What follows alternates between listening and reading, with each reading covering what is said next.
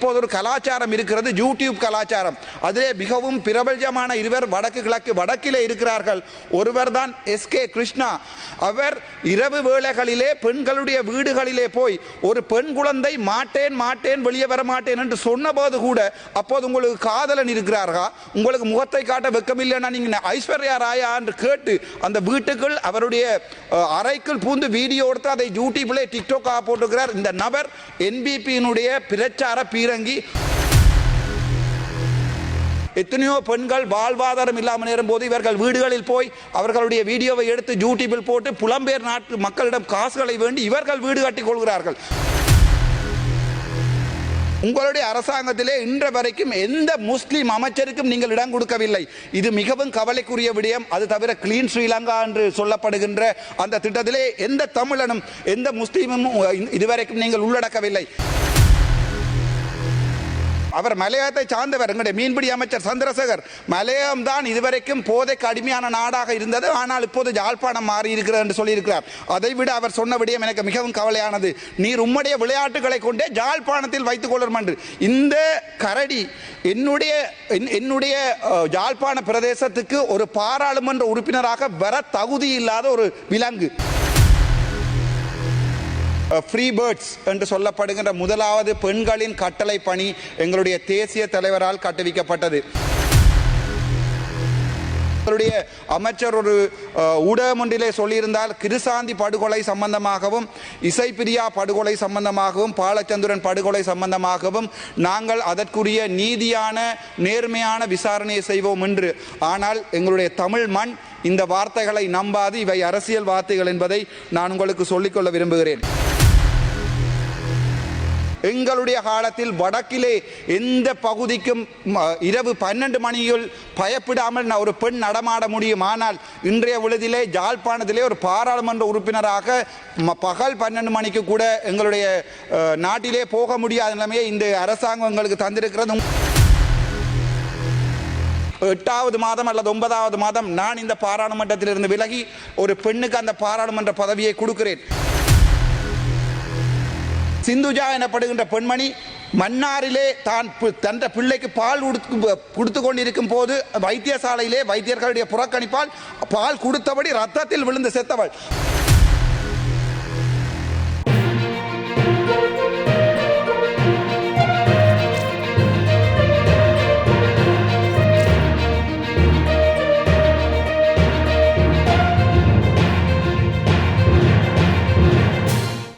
SK விளக்கு என்ற பெயரில் உதவி செய்கின்ற காணொலிகளை பதிவேற்றம் செய்யும் யூடியூப் சேனல் ஒன்றை நடாத்தி வருகின்ற கிருஷ்ணா என்பவர் சற்று முன்னர் பண்டத்திருப்பு மக்களால் மடக்கி பிடிக்கப்பட்டு இளவாலை காவல்துறையிடம் ஒப்படைக்கப்பட்டுள்ளார்.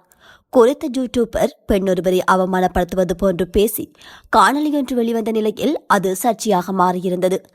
அத்தோடு இந்த விடயமானது நேற்றைய நாடாளுமன்ற அமர்வில் கூட பெரும் பேசுபொருளாக மாறியிருந்தது. அந்த வகையில் பல்வேறு தரப்பினரும் குறித்த நபருக்கு எதிராக பல்வேறு விமர்சனங்களை முன்வைத்து வந்தனர். இந்த நிலையில் சர்ச்சையான காணொலியில் உள்ள குடும்பத்தின் வீட்டிற்கு இன்றைய தினம் யூடியூபர் வந்திருந்த வேளை ஊரவர்களால் மடக்கி பிடிக்கப்பட்டு இளவாலை காவல் நிலையத்தில் ஒப்படைக்கப்பட்டு மேலதிக விசாரணைகள் முன்னெடுக்கப்பட்டு வருகின்றன. இந்த சபையிலே வீட்டிற்கும் மற்றும் இந்த எங்களுடைய திருநாட்டிலே என்னுடைய உரையை கேட்டுக்கொண்டிருக்கும் சகல பெண்களுக்கும் என்னுடைய மனமார்ந்த, என் அம்மா உட்பட என்னுடைய மனமார்ந்த பெண்கள் தின வாழ்த்துக்களை சொல்லிக் கொள்கிறேன். சிறை காக்கும் காப்பு எவன் செய்யும் மகளிர் நிறை காக்கும் காப்பே தலை. திருக்குறள் 57. பெண்களுடைய மானத்தை காப்பதுதான் ஒரு ஆண்மகன் செய்யக்கூடிய மிகப்பெரிய தர்மம் என்பது இதன் திருக்குறளிலிருந்து வெளிப்படுகிறது. உங்களுக்கு தெரியும், நாங்கள் ஒரு காலத்திலே, அதற்கு முன்னம் நான் ஒரு விடயத்தை சொல்லி செல்கிறேன். சாதாரணமாக ஆண் சிங்கத்துக்கும் பெண் சிங்கத்துக்கும் ஒரு பெரிய வேறுபாடு உண்டு. சாதாரணமாக பெண் சிங்கத்தை பார்த்தால் தெரியும். ஆனால் ஆண் புலிக்கும் பெண் புலிக்கும் எந்த வேறுபாடும் இல்லை. அவை உருவத்தில் ஒத்தவை. அவற்றை உங்களுக்கு சொல்லுகிறேன். இலங்கை வரலாற்றில் மட்டுமல்ல, உலக வரலாற்றிலே பெண்களை ஒரு ஃபியர்ஸ் ஃபோர்ஸ் என்று சொல்லப்படுகிற, இதற்கும் துணிந்த, ஒன்றுக்குமே பயப்படாத ஒரு துணிவான ஒரு பெண் இனமாக உங்களுக்கு தெரியும். தமிழர் வரலாற்றிலே பெண்கள் எனப்படுபவர்கள் அடக்கத்துக்கும் ஒடுக்கத்துக்கும் மௌனத்துக்கும் இரியதாக இருந்த காலத்தில் இருந்து பெண்களை ஒரு தலை நிமிர்ந்த இனமாக மாற்றிய எமது தமிழீழ விடுதலை போராட்டம் 1983ஆம் ஆண்டில் ஆரம்பிக்கப்பட்டது. அப்போது 1987ஆம் ஆண்டிலிருந்து 90ஆம் ஆண்டு காலப்பகுதியிலே பிறக்கும் பறவைகள் என்று அல்லது ஃப்ரீ பேர்ட்ஸ் என்று சொல்லப்படுகின்ற முதலாவது பெண்களின் கட்டளை பணி எங்களுடைய தேசிய தலைவரால் கட்டுவிக்கப்பட்டது. அதை உங்களுக்கு இந்த நாளிலே நான் சொல்ல வேண்டிய முக்கியமான கடமையில் இருக்கிறேன். அது தவிர வரலாற்றை நாங்கள் திருப்பி பார்த்தால் பெண்களாலும் ஆண்களால் செய்யக்கூடிய அதே வேலையை அதையும் விட மேல்தகையான வேலையை செய்யக்கூடும் என்ற வரலாற்றை எழுதி சென்ற தமிழினம் நாங்கள். உங்களுக்கு தெரியும், அதனுடைய முக்கியமான அங்கம்தான் சுதந்திர பறவைகள் ஆண்டு 1983ஆம் ஆண்டு எங்களுடைய தேசிய படையின் பெண்கள் படையணி உருவாக்கப்பட்ட காலம். இவற்றை கான்சார்ட் செய்ய விரும்புகிறேன். ஆனால் எங்களுடைய மனதிலே இன்றிலே இருப்பவை எவையென்றால் இசைப்பிரியா படுகொலை, பாலச்சந்திரன் படுகொலை. இன்றைய தினம் பாராளுமன்றத்திலே எதிர்க்கட்சியில் யாரும் இல்லை, ஆளுங்கட்சியிலும் யாரும் இல்லை. நாங்கள் எங்களுடைய அமைச்சர் ஒரு ஊடகம் ஒன்றிலே சொல்லியிருந்தால் கிருசாந்தி படுகொலை சம்பந்தமாகவும் இசைப்பிரியா படுகொலை சம்பந்தமாகவும் பாலச்சந்திரன் படுகொலை சம்பந்தமாகவும் நாங்கள் அதற்குரிய நீதியான நேர்மையான விசாரணையை செய்வோம் என்று. ஆனால் எங்களுடைய தமிழ் மண் இந்த வார்த்தைகளை நம்பாது. இவை அரசியல் வார்த்தைகள் என்பதை நான் உங்களுக்கு சொல்லிக்கொள்ள விரும்புகிறேன். அது தவிர உங்களுக்கு தெரியும், gender roles and military necessity women's inclusion in the Liberation Tigers of Tamil Eelam என்கின்ற காரா ஜோய்ஸ் எனப்படுகிற ஜோர்ஜ் டவுன் யூனிவர்சிட்டியினுடைய ஒரு ரிசர்ச் பேப்பர் ஒன்றை நான் உங்களுக்கு, அதாவது ஒரு ஆராய்ச்சி கட்டுரை ஒன்றை உங்களுக்கு நான் சொல்ல விரும்புகிறேன். அதிலே அவர் சொல்லியிருக்கிறார், எங்களுடைய தேசிய படையில் 1/3 பெண்களாகத்தான் இருந்தது. அவர்கள் ஒரு இனத்தினுடைய உடைக்கப்பட்ட அவர்களுடைய விழுமியங்களை எல்லாம் உடைத்து அவர்கள் வரலாற்றை மாற்றி செய்திருக்கிறார்கள் என்று உங்களுக்கு சொல்லியிருக்கிறார். அதற்கு எங்களுடைய தேசிய தலைவனுடைய லீடர்ஷிப், தலைமைத்துவம் என்பதை இந்த இடத்திலே நான் உங்களுக்கு சொல்ல விரும்புகிறேன். இலங்கையில் அல்ல, உலகத்திலே பயமில்லாத ஒரு பெண்கள் படையை கட்டி எழுப்பிய தமிழினம் என்பதிலே நான் பெருமைப்படுகிறேன். அதை உங்களுக்கு நான் சொல்ல விரும்புகிறேன். சாதாரணமாக பெண்கள் என்றால் மரங்கள் ஏறக்கூடாது, சைக்கிள் ஏறக்கூடாது என்று இருந்த காலத்தை எல்லாம் போய், அதைவிட முக்கியமாக தமிழர் சமுதாயத்திலே பெண்கள் என்றால் சீதனம் கொடுக்கிற ஒரு பெண்ணை கல்யாணம் கட்டும் போது சீதனம் கொடுக்க வேண்டும் என்ற நிலைமையிலிருந்து மாற்றி பெண்கள் என்றால் யார் என்பதை எங்களுடைய உலகத்துக்கே சொல்லி தந்த எங்களுடைய தமிழினம். அதை தவிர உங்களுக்கு ஒன்று சொல்லுகிறேன், சாதாரணமாக ஒரு பெண் ஒரு பாலியல் ரீதியாக துன்புறுத்தப்பட்டால் அல்லது ரேப் பண்ணப்பட்டால் உங்களுக்கு தெரியும், அந்த பெண் ஒரு காலத்திலே அவள் மறுமணம் செய்வதற்கோ அந்த சமூகம் ஒரு நாளுமே அனுமதிப்பதில்லை. ஆனால் எங்களுடைய தேசிய தலைவரின் வழிகாட்டிலே வந்த போராளிகள் ஒரு காலத்திலே அவ்வாறான பெண்களை தாங்கள் மனம் செய்து கொண்ட வரலாறுகளையும் உங்களுக்கு நான் சொல்லிச் செல்கிறேன். ஆகவே உங்களுக்கே தெரியும், எங்களுடைய காலத்தில் வடக்கிலே எந்த பகுதிக்கும் இரவு 12 மணியில் பயப்படாமல் ஒரு பெண் நடமாட முடியும். ஆனால் இன்றைய பொழுதிலே யாழ்ப்பாணத்திலே ஒரு பாராளுமன்ற உறுப்பினராக பகல் 12 மணிக்கு கூட எங்களுடைய நாட்டிலே போக முடியாத நிலைமையை இந்த அரசாங்கம் எங்களுக்கு தந்திருக்கிறது. உங்களுக்கே தெரியும், 2022ஆம் ஆண்டு எங்களுடைய நாட்டிலே ஒரு பெரிய ஒரு பொலிட்டிக்கல் இன்ஸ்டேபிலிட்டி ஒன்று வந்திருந்த நேரத்தில், அதாவது ஒரு அரசியல் ஸ்திரத்தன்மை இல்லாமல் இருந்த காலத்திலே எங்களுடைய சிங்கள இனம் உட்பட தமிழினம் எங்கள் தலைவனை தேடிக்கொண்டது. எங்கிருந்தாலும் என் தலைவன் என் மனதில் வாழ்வான். அதை சொல்லிக்கொண்டு நான் நேரடியாக வருகிறேன் எங்களுடைய இலங்கை விடயத்துக்கு. அக்கார்டிங் டு யூஎன்டிபி சர்வே, யூஎன்டிபியினுடைய சர்வேயிலே 52% பெண்கள், அதாவது எங்களுடைய நாட்டிலே பெண்கள் 52% இருக்கிறார்கள். ஆனால் எங்களுடைய பாராளுமன்றத்திலே இன்றைய தினம் ஹரணி அமரசூரிய அவர்களுடைய பேச்சிலே நான் பார்த்தேன், அது உண்மையாகவே 9.8%. அதில் நான் உங்களுக்கு ஒன்றை சொல்லுகிறேன். அவர் சொன்னார் அது 10% கூட இல்லை என்று. அதை 10% ஆக்குவேன். எனது கட்சி 8வது மாதம் அல்லது 9வது மாதம் நான் இந்த பாராளுமன்றத்திலிருந்து விலகி ஒரு பெண்ணுக்கு அந்த பாராளுமன்ற பதவியை கொடுக்கிறேன். அதை விட ஒன்றை சொல்லி செல்கிறேன். நான் நினைக்கிறேன் ஹரணி அமரசூரிய அவர்களுக்கு தங்களுடைய அமைச்சரையோ அல்லது யாழ்ப்பாணத்திலிருந்து எங்களுடைய மக்கள் தேர்வு செய்த சில பாராளுமன்ற உறுப்பினர்களையோ ஞாபகம் இல்லை போல் இருக்கிறது. அவர்களையும் எண்ணி பார்த்தால் 10% தாண்டும் என்பதை மனசுடன் நான் உங்களுக்கு தெரிவிக்க விரும்புகின்றேன். அது தவிர பார்ப்போம், பெண்கள் என்று சொன்னால் எங்களுக்கு ஞாபகம் வருவது தாதியர்கள், நர்சஸ். இந்த முறை பாராளுமன்றத்திலே உங்களுக்கு தெரியும் மிகப்பெரிய விவாதம் நடந்தது. சுகாதாரத்துறையிலே ஏற்படுத்தப்பட்ட பெண்களுக்கான சம்பள உயர்வு தொடர்பான பிரச்சனை. சாதாரணமாக ஒரு வீட்டிலே ஆண் அல்லது பெண் நர்ஸாக இருப்பதாக இருந்தால் உங்களுக்கு தெரியும் அவர்களுடைய வேலை நேரம் காலை 7 மணியிலிருந்து 1 மணி வரையுமானது, 1 மணியிலிருந்து 7 மணி வரையுமானது, 7 மணியிலிருந்து அடுத்த நாள் காலமே 7 மணி வரையானது. அதான் அவர்களுடைய டியூட்டிஷிப். உங்களுக்கு தெரியும், யாழ்ப்பாணத்திலே யாழ் போதனா வைத்தியசாலையை எடுத்துக்கொண்டால் அங்கே 1990களில் செய்யப்பட்ட ஹார்ட் ரிவிஷன் தான் பெண்களுக்காக இருக்கிறது. எத்தனையோ நியூ யூனிட்கள் கட்டப்பட்டிருக்கிறது, புதிய புதிய தொகுதிகள் ஏற்படுத்தப்பட்டிருக்கிறது, புதிய புதிய கட்டிடங்கள் கட்டப்பட்டிருக்கிறது. ஆனால் ஆளணி பற்றாக்குறையை பொறுத்த வரைக்கும் யாழ்ப்பாணத்தை முற்றமாகவே நாங்கள் மறந்திருக்கிறோம். அவர்கள் இருப்பதற்கு குவார்ட்டர்ஸ் இல்லை. ஒரு விடயத்தை நான் சிங்களத்தை சொல்ல விரும்புகிறேன். அப்பே ஜஃப்னா டீச்சிங் ஹாஸ்பிட்டலுக்கு தேசிய பணா නර්සිං ස්ටාෆ්ලා ඉන්නේ සිංගල ළමයි. ඒගොල්ලෝ එළිය ඉන්නේ. ඒගොල්ලෝට ඉන්න දැනක් නැහැ, ක්වාටර්ස් නැහැ. ඒගොල්ලෝ එළියේ ඉන්නේ. එතකොට අපි මේ බජට් එක අපි බලාපොරොත්තු වුණා යම්කිසි ප්‍රමාණයක් ක්වාටර්ස්වත් හදලා දෙන්න දෙයි කියලා. හැබැයි මම දැක්කා මිනිස්ට්‍රි ඔෆ් හෙල්ත් එකේ තියෙන මේ ලොකු ප්‍රොජෙක්ට් වල ඒවා නැහැ.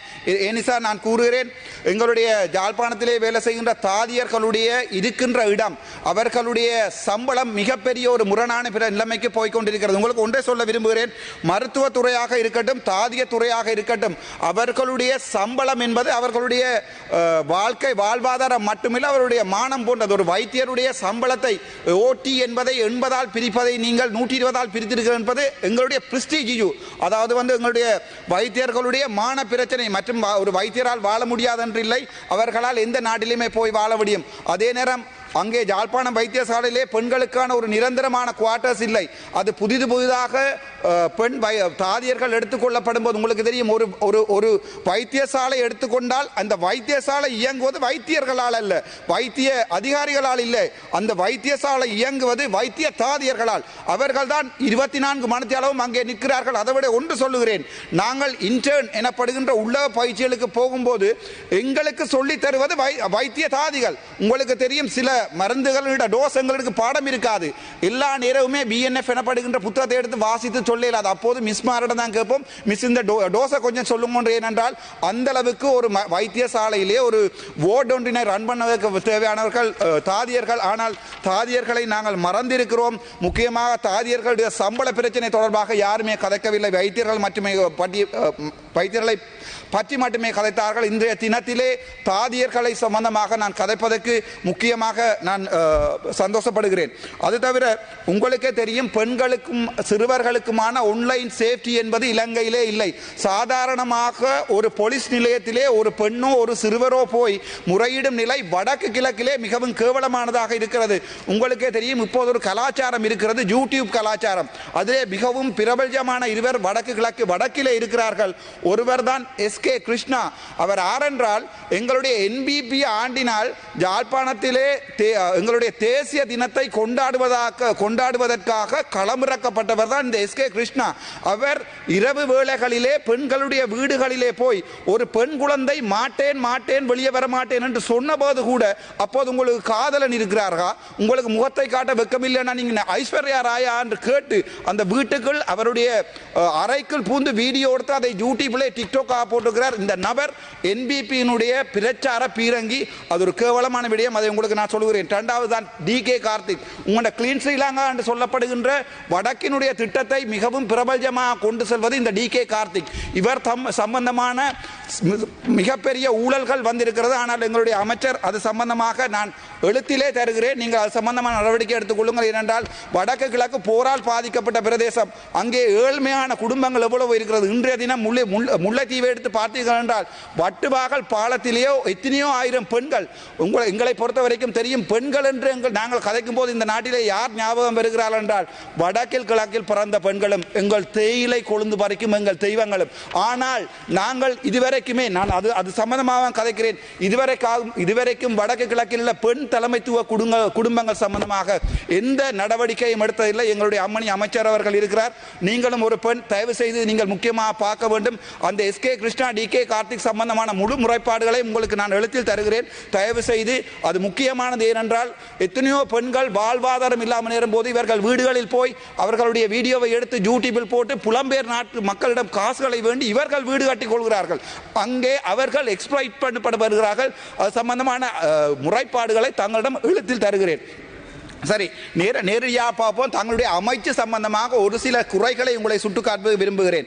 உங்களுடைய மினிஸ்ட்ரிக்கு ஒதுக்கப்பட்டிருக்கிறது மொத்தமாக 14,526 மில்லியன் அல்லது 14 பில்லியன். ஆனால் வளமையாக 2023ஆம் ஆண்டு பெண்கள் சிறுவர்களுக்கான மினிஸ்ட்ரிக்கு 42 பில்லியன், இந்த முறை உங்களுக்கு 14 பில்லியன் தான் தரப்பட்டிருக்கிறது. ஆனால் 2023ஆம் ஆண்டு 42 பில்லியன் வழங்கப்பட்டிருக்கிறது. ஆகவே உங்களுக்கு ஒதுக்கப்பட்ட நிதி போதாது. ஆனால் அதே நேரம் பார்த்தீங்கன்னா தெரியும், அந்த நிதியிலே ஒதுக்கப்பட்ட நிதியிலே உங்களுடைய மினிஸ்ட்ரி செலவுகளுக்காக 2025ஆம் ஆண்டு எடுக்கப்பட்டது வந்து 2023ஆம் ஆண்டு எடுக்கப்பட்டது 0.14. 2024 உங்களுடைய மொத்த செலவீதத்தில் மினிஸ்ட்ரிக்கு எடுக்கப்பட்டது 0.43. ஆனால் நீங்கள் இந்த வருடம் உங்களுடைய மினிஸ்ட்ரிக்கு 0.6 எடுத்திருக்கிறீர்கள். அந்த எடுக்கப்பட்ட பணத்தில் தயவு செய்து வடக்கு கிழக்குக்கும் மற்றும் எங்கள் கொழுந்து வரைக்கும் உங்கள் சமூகம் சம்பந்தமான பெண்களுக்கும் ஏதாவது ஒரு விடயத்தை செய்யுமாறு ஆழமான அன்புடன் வேண்டிக் கொள்கிறேன். அடுத்ததாக பார்ப்போம், உங்களுடைய எக்ஸ்பெண்டிச்சரை பற்றி பார்ப்போம். அந்த உங்களுடைய உமன் அஃபேர்ஸ் எக்ஸ்பெண்டிச்சரை பார்த்தால் 2025ஆம் ஆண்டு 2023ஆம் ஆண்டுடன் ஒப்பிடும்போது 2024ஆம் ஆண்டு உங்களுக்கு அனுமதிக்கப்பட்ட நிதி பயங்கர குறைவாக இருக்கிறது. நீங்கள் அதை கேபினெட்டில் கதைத்து எடுத்திருக்கணும். ஏனென்றால் பெண்கள் மற்றும் சிறுவர்கள் சம்பந்தமான வளர்ச்சி என்பது மிகவும் முக்கியமாக அமைகிறது இந்த நாட்டில். சரி, அது தவிர இந்த நாட்டிலே முக்கியமாக ஒன்றை கதைக்கவும் எங்களுடைய ஃபைசர் முஸ்தபா அவர்கள் கூட கதைத்து விட்டு சென்றிருந்தார்கள். முஸ்லீம் சமூகம், உங்களுக்கே தெரியும், முஸ்லீம் சமூகம் என்றது ஒரு வித்தியாசமான, அவர்கள் தங்களுக்கே நிறைவான, தங்களுக்கே சார்பான ஒரு தனித்துவமான கலாச்சாரத்தை கொண்ட சமூகம். நாங்கள் இந்துக்களாகவும் தமிழர்களாக இருந்தும் முஸ்லீம்களுடன் ஒப்பிட முடியாது. அதே நேரம் சிங்களவர்களாக இருந்தாலும் முஸ்லீம்களுடன் ஒப்பிடாது. அவர்களுடைய கலாச்சாரம், அவர்களுடைய மொழி, அவர்களுடைய நடை என்பது 100% தனித்துவமானது. ஆனால் உங்களுடைய அரசாங்கத்திலே இன்று வரைக்கும் எந்த முஸ்லீம் அமைச்சருக்கும் நீங்கள் இடம் கொடுக்கவில்லை. இது மிகவும் கவலைக்குரிய விடயம். அது தவிர கிளீன் ஸ்ரீலங்கா என்று சொல்லப்படுகின்ற அந்த திட்டத்திலே எந்த தமிழனும் எந்த முஸ்லீமும் இதுவரைக்கும் நீங்கள் உள்ளடக்கவில்லை. இதை எது சொல்லுகிறது என்றால், அந்த ஓநாயை பார்த்து, அதாவது நனைகிற ஆட்டை பார்த்து ஓநாய் அழுதது போல் எங்களை பார்த்தும் அதே நேரம் கிழக்கும் வடக்கிலும் மற்றும் புத்தளத்தில் இருக்கிற முஸ்லிம்களை பற்றியும் இந்த அரசாங்கம் அழுகிறது. ஆனால் உங்களுடைய கண்கள் அளவில்லை. முதலை கண்ணீர் நீங்கள் அவர்கள் முஸ்லிம்கள் சம்பந்தமான எந்த ஒரு நடவடிக்கையும் இதுவரையும் எடுக்கவில்லை. ஃபைசர் முஸ்தபாவின் அவருடைய கதையை நான் மீண்டும் சுட்டிக்காட்ட விரும்புகிறேன். என்னென்றால், உங்களுக்கு தெரியும், முஸ்லீம் marriage and divorce act MMDA எனப்படுகிறது 1951ஆம் ஆண்டு கொண்டு வரப்பட்டது. உங்களுக்கு நன்றாக தெரியும், உங்களிலே 159 பெரும்பான்மையான பாராளுமன்ற உறுப்பினர்கள் இருக்கிறீர்கள். நீங்கள் மாற்றப்பட வேண்டிய சட்டங்களில் முக்கியமானது, ஒரு பெண் தான் மனம் புரிவதா இல்லையா என்பதை தான் தீர்மானிக்க வேண்டும். தன் தந்தையோ தன்னுடைய தந்தையின் தந்தையோ தீர்மானிக்க முடியாது. ஆனால் இந்த MMDA ஆக்டின் படி 12 வயதோ அல்லது அதுக்கு குறைவான வயதுடைய ஒரு முஸ்லிம் பெண்மணியோ கூட தனது விருப்பம் இல்லாமல் தன் தாய் தந்தையால் ஒருவருக்கு மனம் செய்து வைக்கப்படலாம். ஆகவே அவற்றை நீங்கள் முற்றிலுமாக ஒரு சட்டம் மூலம் கொண்டு வந்து கட்டாயம் இதை நிவர்த்தி செய்ய வேண்டும் என்றது அவருடைய ஃபைசர் முஸ்தபாவினுடைய கோரிக்கை. அதே மாதிரி முஸ்லிம் மக்களுக்காக என்னுடைய கோரிக்கை. இரண்டாவது விடயம், முஸ்லிம்களுடைய ஹாதிர் சட்டங்களில் இருக்கிறது, ஒரு ஆண் டிவோர்ஸ் எடுக்க விரும்பினால் அவர் நேரடியாக நீதிமன்றத்துக்கு போவார், ஒரு நாளிலே டிவோர்ஸ் முடிந்துவிடும். ஆனால் ஒரு பெண் டிவோர்ஸ், முஸ்லிம் பெண் டிவோர்ஸ் எடுக்க வேண்டுமாக இருந்தால் அவள் எத்தனையோ நாட்கள் ஏறி இறங்க வேண்டியிருக்கும். என்னுடைய அவருடைய கலாச்சாரம். ஆகவே இந்த ரெண்டு ஆண்களுக்கும் பெண்களுக்குமான இந்த சமத்துவம் பேணப்பட வேண்டுமாக இருந்தால் இந்த நாட்டிலே முஸ்லிம் பெண்களுக்கான நியாயமான இந்த சட்ட மாற்றங்கள் செய்யப்பட வேண்டும். அது தொடர்பாக உங்களுடைய கவனத்தை செலுத்தவும். அதைவிட பார்த்தால் எங்களுடைய நாட்டிலே 40% பெண்கள் தன்னுடைய கல்யாணம், அதாவது தன்னுடைய வாழ்க்கை துணையால் வயலன்ஸுக்கு உட்படுகிறார்கள் என்கிறது. මහිතන්නේ ඇතරම ඔබතුමා මුස්ලිම් විවාහ නීතිය පිළිබඳව හරියට දැනුවත්ව ඒ පිළිබඳ කරුණු කාරණා කියන්න. මහිතන්නේ ඔබතුමා දැනුවත් නම් කාදි උසාවි පිළිබඳවත් කතා කරන්නයි කියලා ඉල්ලීමක් කරනවා. විශේෂයෙන් නොදැනුවත් දේ පිළිබඳව කතා කරනට වඩා Taman දන්නා දේ පිළිබඳව කතා කිරීම උචිතයි කියලා විශ්වාස කරනවා. ඔබතුමා මම ඒක දැනුවත් කරන්නම්. ඒක මම කියුවේ UNDP රිපෝට් එකක්. ඔබතුමාලාට ඒක ගැන අයිඩියා එකක් නැත්නම් ගිහිලා UNDP රිපෝට් එකක් 2024ක් UNDP රිපෝට් එකක් බලන්න. ඒගොල්ලෝ කියලා තියෙනවා human rights violation කියලා less than 12 year old woman කෙනෙක් ඔයා බදලා දෙනවා කියන්නේ ඒක human මගේ වෙලාව දෙන්න එපා. හරිද? ඒක UNDP රිපෝට් එකක්. ඔබතුමා ඒක මම ඔබතුමාට දෙන්නම්. මගේ වෙලාව දෙන්න එපා. මගේ වෙලාව නාස්ති කරන්න එපා. හරිද? එතකොට ඕගොල්ලෝට මොලේ නැත්නම් මට කිසි කරන්න දෙයක් නැහැ. එතකොට අපේ அதே நேரம் எங்களுடைய நாட்டிலே 27.9% பெண்கள் சைக்காலஜிக்கல் அபியூஸ் எனப்படுகின்ற அபியூஸினால் பாதிக்கப்படுகிறார்கள். அதைவிட இந்த பெண்களுடைய அபியூஸ் எனப்படுவது வடக்கு கிழக்கிலும் அதே நேரம் மலையகத்தில் தான் அதிகமாக இருக்கிறது. முக்கியமாக எங்களுடைய சமுதாயம், எங்களுடைய அமைச்சர் ஒரு தடவை சொல்லியிருந்தார், வளமையாக எங்களுடைய மலையகம், அவர் மலையகத்தை சார்ந்தவர், எங்களுடைய மீன்பிடி அமைச்சர் சந்திரசேகர், மலையகம் தான் இதுவரைக்கும் போதைக்கு அடிமையான நாடாக இருந்தது, ஆனால் இப்போது யாழ்ப்பாணம் மாறி இருக்கிறது என்று சொல்லியிருக்கிறார். அதைவிட அவர் சொன்ன விடயம் எனக்கு மிகவும் கவலையானது. நீர் உம்முடைய விளையாட்டுகளை கொண்டே யாழ்ப்பாணத்தில் வைத்துக் கொள்ளும் என்று. இந்த கரடி என்னுடைய யாழ்ப்பாண பிரதேசத்துக்கு ஒரு பாராளுமன்ற உறுப்பினராக வர தகுதி இல்லாத ஒரு விலங்கு. ஏனென்றால் இவர் எங்களுடைய யாழ்ப்பாண மக்களால் தேர்ந்தெடுக்கப்படாதவர், இவர் தேசிய பட்டியலிலே வந்தவர். இந்த வகையான விலங்குகள் எங்களுடைய யாழ்ப்பாணத்தின் மரபையும் கலாச்சாரையும் கொச்சைப்படுத்துகின்றன. ஒரு தமிழை கூட ஒழுங்காக கதைக்க தெரியாத ஒருவரைக்கு யாழ்ப்பாணத்துக்கு ஒரு அமைச்சராக டிசிசி மீட்டிங் தலைவராக விட்டிருக்கார் என்பதுதான் கேவலம். அது சம்பந்தமாக வேறு விடயங்கள் இருக்கிற சொல்கிறேன். அதைவிட உங்களுக்கு தெரியும், பாதிக்கப்பட்ட பெண்களால் இலங்கை சனத்தொகையில் மொத்தம் 4.5% குழந்தைகள் பாடசாலையிலிருந்து நிற்கிறார்கள். ஆகவே நாங்கள் பெண்களுடைய மனநிலைமை மற்றும் அவர்களுடைய டொமஸ்டிக் வயலன்ஸ் சொல்லுவார்கள், அது சம்பந்தமாக சற்று ஆழமாக சிந்திக்க வேண்டும். அதைவிட உங்களுக்கே தெரியும், 90% பெண்கள் சொல்லி இருக்கிறார்கள் இலங்கையிலே பப்ளிக் டிரான்ஸ்போர்ட்டேஷன் போகும்போது, அதாவது பொது வாகன பிரவேகங்களில் போகும்போது 90% பெண்கள் தாங்கள் செக்ஷுவல் எக்ஸ்பிளைட்டேஷன் அல்லது பாலியல் ரீதியாக தீண்டப்படுவதாக. இது சம்பந்தமாக அன்னூர் அரசாங்கம் ஏதாவது நடவடிக்கை எடுக்குமே சொல்லுகிறேன். அதை விட உங்களுக்கும் சொல்லுகிறேன், ஆனால் நான் இதை என்னுடைய நேரத்தை வீணாக்க வேண்டாம். Don't take time. Female genital mutilation FGM எனப்படுகின்றது. அதை எங்களுடைய முஸ்லிம் சமூகத்திலே ஓல்சிலோன் ஜமாத்துல் உலமா ACJSU advocated for legalizing female circumcision. அதாவது நன்றி. அதாவது எங்களுடைய நாட்டை எடுத்து பார்த்தால் பெண்களுடைய பாலியல் உறுப்புகளை வெட்டுவதோ அல்லது ஏதாவது ஒரு மியூட்டிலேஷன் செய்வதோ தடை செய்யப்பட்டிருக்கிறது. ஆனால் இந்த ACJU எனப்படுகின்றது அதற்கு சார்பாக இருக்கிறது. ஆகவே அது சம்பந்தமாக பெண்கள் உரிமையை பாதுகாக்குமாறு அன்புடன் கேட்டுக்கொள்கிறேன். அதைவிட எங்களுடைய நாட்டிலே போஸ்ட் கான்ஃப்ளிக்ட் டிஸ்பிளேஸ்மென்ட் என்று சொல்லப்படுகிறது. அதாவது எங்களுடைய வடக்கு கிழக்கு மக்கள் முற்றிலுமாக இடம்பெயர்ந்த ஒரு சமூகம். ஆண்கள் போராடி மடிந்திருக்கிறார்கள், அவருடைய குடும்பத்திலே பெண்கள் மட்டும்தான் இருக்கிறார்கள். ஆனால் இந்த முறை நீங்கள் எங்களுடைய நாட்டிற்கு தந்தது, எங்களுடைய வடக்கு கிழக்குக்கு தந்தது 1500 மில்லியன் அவர்களுடைய வீடுகளை திருத்துவதற்கு, பெண்கள் தலைமைத்துவ வீடுகளை திருத்துவதற்கு தந்தது 1500 மில்லியன்.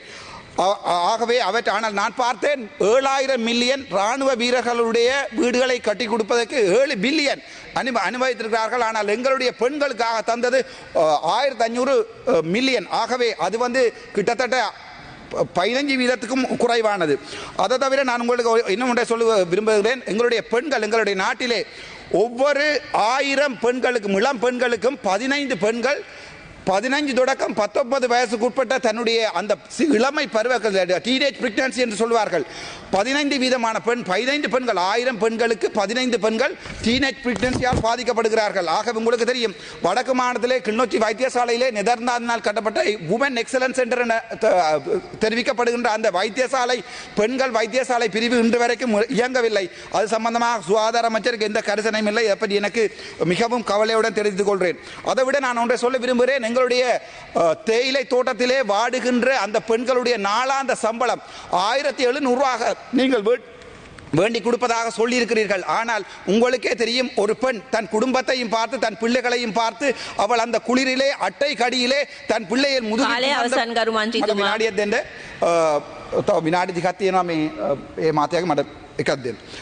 உங்களுக்கே தெரியும், எங்களுடைய மலை நாட்டிலே வாழுகின்ற பெண்கள் தங்களுடைய முதுகிலே குழந்தைகளை சுமந்த வண்ணம் அந்த குளிரிலே வாடுகிறார்கள். ஆனால் இப்போது பார்த்திருக்கிறேன், உங்களுடைய ஜனாதிபதி அவர்கள் சொல்லியிருக்கிறார்கள், மலையகத்தில் இருக்கிற சுகாதார கட்டமைப்புகளை தோட்ட அதிகாரிகளிடம் கொடுப்பதாக.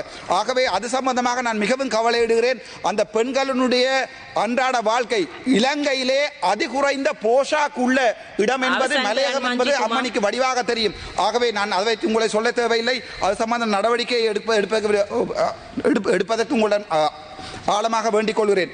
அது தவிர இன்னும் 3 விடயங்களை சொல்லி மற்ற தப்பறதை 3 விடயங்களை சொல்லி வைத்து நான் நிப்பாடுகிறேன் என்னுடைய உரையை. முதலாவது சிந்துஜா வழக்கு. சிந்துஜா எனப்படுகின்ற பெண்மணி மன்னாரிலே தான் தந்த பிள்ளைக்கு பால் கொடுத்து கொண்டிருக்கும் போது வைத்தியசாலையிலே வைத்தியர்களுடைய புறக்கணிப்பால் பால் கொடுத்தபடி ரத்தத்தில் விழுந்து செத்தவள். அவளை பார்க்க போட எனக்கு தான் 5 நாட்கள் சிறை இருக்கிறது. ஆனால் அந்த சிந்துஜாவுக்கான நீதி இதுவரை கொடுக்கவில்லை. 2வது பெண்கள் குழந்தைகளை பற்றி கதைக்கிறோம். வைஷாலி எனப்படுகின்ற வைஷாலி எனப்படுகின்ற பெண்ணினுடைய கையை இவ்வளவோடு வெட்டி இருக்கிறோம்.